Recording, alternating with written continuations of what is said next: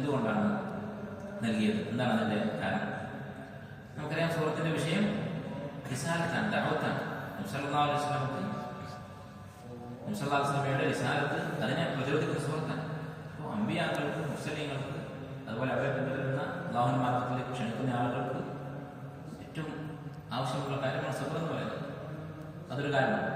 രണ്ടാമത്തെ കാരണം നമ്മൾ പറഞ്ഞ സൂറത്തുൽ അഖ്ലാഖാണ്, സ്വഭാവ ഗുണങ്ങളുടെ സൂറത്താണ്.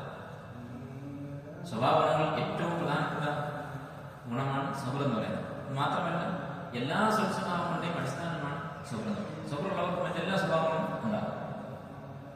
നമ്മളാവശ്യം അതിൽ ഒരാൾക്ക് ഇപ്പോൾ നല്ലൊരു സ്വഭാവം, പ്രധാനമായ എന്താ പറയുക, ധൈര്യം, ധീരത, ശജാഅത്ത്. ധീരത ഉണ്ടാകണമെങ്കിൽ സബർ വേണം. കാരണം ധീരത എന്ന് പറഞ്ഞാൽ എന്താണ് ഒരു കവിതയിൽ പറയുന്നത്, ലൗലൽ മശഖ്ഖത്തു സാദൻ നാസു കുല്ലുഹും. പ്രയാസമില്ലായിരുന്നെങ്കിൽ മനുഷ്യരെല്ലാവരും വലിയവരാകുമായിരുന്നു, നേതാക്കന്മാരാകുമായിരുന്നു, മഹാന്മാരാകുമായിരുന്നു. അൽജൂദ് യുഫ്തിറു വൽഇഖ്ദാമു ഖത്താർ. പക്ഷെ എല്ലാവരും നേതാക്കന്മാരാകുന്നില്ല. എന്തുകൊണ്ടാണ്? അൽജൂദ് യുഫ്തിർ, മഹാന്മാരുടെ ഗുണങ്ങളിൽപ്പെട്ടതാണ് ഔദാര്യം, ദാനശീലം. യുഫ്തിറു, അത് ദാരിദ്ര്യം ഉണ്ടാക്കും. വൽഇഖ്ദാമു ഖത്താർ, ഇഖ്ദാം എന്ന് പറഞ്ഞാൽ ധീരത, മുന്നിട്ടിറങ്ങുക, ത്യാഗം സഹിക്കാൻ വേണ്ടി മുന്നോട്ട് വരിക, യുദ്ധത്തിലും മറ്റുമൊക്കെ. അതെന്താണ്? ഖത്താർ, കൊല്ലുന്ന കാര്യമാണ്, ജീവൻ നഷ്ടപ്പെടുന്ന കാര്യമാണ്. ജീവൻ നഷ്ടപ്പെടുക, ദാരിദ്ര്യം സഹിക്കുക, നമുക്കൊക്കെ പ്രയാസമാണ്. അതുകൊണ്ടാണ് എല്ലാവരും മഹാന്മാരാകാത്തത്. അപ്പോൾ ധീരനാകണമെങ്കിൽ പ്രയാസമുണ്ട്. ആ പ്രയാസം എപ്പോഴാണ് ഇല്ലാതാവുക? സബറുള്ളവൻ. അല്ലെ, യുദ്ധത്തിന് പോയി, കയ്യോ കാലം പോയി, അല്ലെങ്കിൽ ജീവൻ പോയി, അത് ക്ഷമിക്കാൻ സബർ അവലംബിക്കാൻ അവലംബിയാണ്. അപ്പോൾ അവൻ ധീരത എന്നുള്ള സ്വഭാവം ഉണ്ടാവും. അതുപോലെ തന്നെ ജൂദ്, ഔദാര്യശീലം. പണം നഷ്ടപ്പെടും, ബാഹ്യമായി നോക്കുമ്പോൾ പണം നഷ്ടപ്പെടും. യഥാർത്ഥത്തിൽ അള്ളാഹു ബർക്കത്ത് നൽകും. അതിന് പകരം അള്ളാഹുവിന്റെ അടുത്ത് നിന്ന് അദൃശ്യമായ രീതിയിൽ, നമുക്കറിയാത്ത രീതിയിൽ പകരം കിട്ടും. അതൊക്കെ ശരി തന്നെയാണ്. പക്ഷെ ബാഹ്യമായി നോക്കുമ്പോൾ നമുക്ക് നഷ്ടം വരും, സാമ്പത്തികമായ നഷ്ടമുണ്ടാകും. ആ നഷ്ടം സഹിക്കാൻ എന്ത് വേണം? സബർ വേണം. അപ്പോൾ സബർ പറഞ്ഞ് ഔദാര്യശീലം ഉണ്ടാകും. അതുപോലെ മറ്റേ ഏതൊരു സ്വഭാവമാണ് നിങ്ങൾ എടുത്ത് നോക്കാം. ഇഫ്ഫത്ത് എന്ന് പറഞ്ഞാൽ ഒരാളുടെ രഹസ്യ ജീവിതത്തിന്റെ വിശുദ്ധി, അല്ലെ ലൈംഗികമായി പിന്തുണ ചെയ്യാതിരിക്കുന്ന ഇഫ്ഫത്ത് എന്നോട് പ്രധാനമായി ഉദ്ദേശിക്കുന്നത്. അതുണ്ടാകണമെങ്കിൽ എന്ത് വേണം?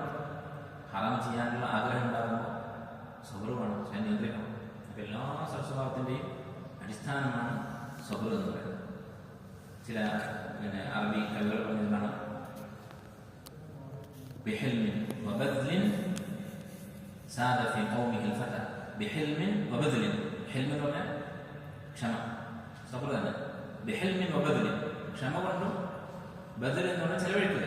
സമ്പത്താവട്ടെ, സ്വന്തം ജീവനാകട്ടെ, എന്തും ചെലവഴിക്കുക എന്നത്. ബിഹിൽമിൻ വബദ്ലിൻ സാദ ഫീ ഖൗമിഹിൽ ഫത. ഈ രണ്ട് ഗുണങ്ങൾ കൊണ്ട് ഒരു യുവാവ്, ഒരു മനുഷ്യൻ, അവന്റെ ആളുകൾക്കിടയിൽ, നാട്ടുകാർക്കിടയിൽ നേതാവാകുന്നു, സയ്യിദാകുന്നു. കൗനുക ഇയ്യാഹു ലൈസ അലൈക അസീറു, കൗനുക ഇയ്യാഹു അലൈക യസീറു. അങ്ങനെയാവുക എന്നുള്ളത്, നേതാവാകുക എന്നുള്ളത് ഇതുപോലെയായ ഈ രണ്ട് സ്വഭാവങ്ങളുണ്ടെങ്കിൽ യസീറു, എളുപ്പമുള്ളതാണ്. അപ്പോൾ നേതൃഗുണം, അല്ലെങ്കിൽ ഒരാൾക്ക് തന്റെ സമൂഹത്തിൽ മാതൃകാ യോഗ്യനാവുക എന്നുള്ളത്, അതിന് വേണ്ട അടിസ്ഥാനപരമായ കാര്യങ്ങൾ രണ്ട് കാര്യം: ഹിൽമ്, ബദൽ, ചെലവഴിക്കുക, അതുപോലെ തന്നെ ക്ഷമിക്കുക. ഹിൽമ്, സബർ, രണ്ടും ചെറിയ വ്യത്യാസമുണ്ട്. എന്താണ് വ്യത്യാസം? ഹിൽമ് എന്ന് പറഞ്ഞാൽ, സബർ എന്ന് പറഞ്ഞാൽ എന്താണ്? നിയന്ത്രിക്കുക, സ്വയം നിയന്ത്രിക്കുക. സബർ പലതരത്തിലുണ്ട്. പല സന്ദർഭങ്ങളിൽ നമ്മൾ സ്വയം നിയന്ത്രിക്കേണ്ടി വരും. ആ സന്ദർഭം മാറുന്നതനുസരിച്ച് സബറിന്റെ പേര് മാറും. ഉദാഹരണത്തിന്, ഒരാൾക്ക് ലൈംഗിക വികാരം അതുണ്ടാകുമ്പോൾ ചെയ്യുന്ന നിയന്ത്രണത്തിനാണ് ഇഫ്ഫത്ത് എന്ന് പറയുന്നത്. അതുപോലെ ദേഷ്യം വരുമ്പോൾ അടിസ്ഥാനപരമായ വികാരങ്ങളാണ് കോപം, അതുപോലെ തന്നെ ലൈംഗിക താല്പര്യങ്ങൾ. കോപം ഉണ്ടാകുമ്പോൾ കാണിക്കുന്ന സബറാണ് ഹിൽം എന്ന് പറയുന്നത്. ഒരാൾ അടിക്കാൻ തോന്നുമ്പോൾ ക്ഷമിക്കുന്നു. കോപത്തെ ഇറക്കി വിടുന്ന കാര്യങ്ങൾ ഉണ്ടാകുമ്പോൾ കോപിക്കാതിരിക്കുക, അതാണ് ഹിൽം എന്ന് പറയുന്നത്. അള്ളാഹുവിന്റെ സിഫത്താണ് ഹലീം എന്നുള്ളത്. അപ്പോൾ ഹിൽം എന്നുള്ള ഗുണം, അതുപോലെ തന്നെ ബദൽ, ചെലവഴിക്കുക എന്നുള്ളത്. നിങ്ങൾ നോക്കൂ, ഈ സൂറത്തിൽ ഈ രണ്ട് കാര്യങ്ങൾ പറഞ്ഞു. ഇല്ല, മുശ്രിക്കുകളുടെ ദുർഗുണമായിട്ട് അവരുടെ ബുഖ്ലിനെ കുറിച്ച്, അവരുടെ പിശുക്കിനെ കുറിച്ച് പറഞ്ഞ തോട്ടക്കാരുടെ കഥയിൽ, അതുപോലെ ഇവിടെ അവസാനം സബറിനെ കുറിച്ച് പറയുന്നു. അപ്പൊ ഈ രണ്ട് സ്വഭാവ ഗുണങ്ങൾ അത് ഒരാളെ ഉയർത്തുന്ന അടിസ്ഥാനപരമായ സ്വഭാവങ്ങളാണ്. വിശുദ്ധ ഖുർആനിൽ ഈ രണ്ട് സ്വഭാവങ്ങളും ഒരുമിച്ച് പല സ്ഥലത്തും പറഞ്ഞിട്ടുണ്ട്.